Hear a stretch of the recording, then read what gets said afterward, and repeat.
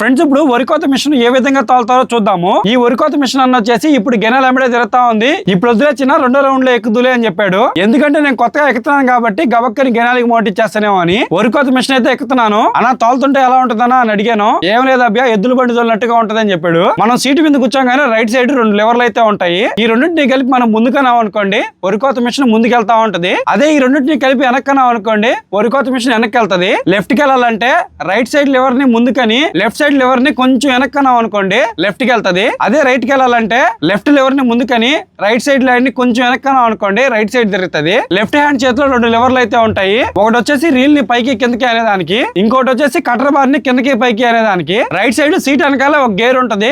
ఇది మొత్తానికి main gear అనమాట. ఈ గేర్ నేస్తేనే మొత్తం అన్ని పని చేస్తాయి. లెఫ్ట్ సైడ్ సీట్ వెనకాల 2 లెవర్లు ఉంటాయి. ఒకటి వచ్చేసి షట్టర్ బార్ ని ఆన్ చేయడానికి ఆఫ్ చేయడానికి, ఇంకోటి వచ్చేసి ఒడ్లు మొత్తం అన్లోడ్ చేయడానికి. షట్టర్ బార్ అంటే ముందరున్న రీలు కట్టర్ అన్ని కలిసి అనమాట. ఫ్రెండ్స్ మన వీడియో నచ్చినట్లయితే లైక్ చేసేసేయండి.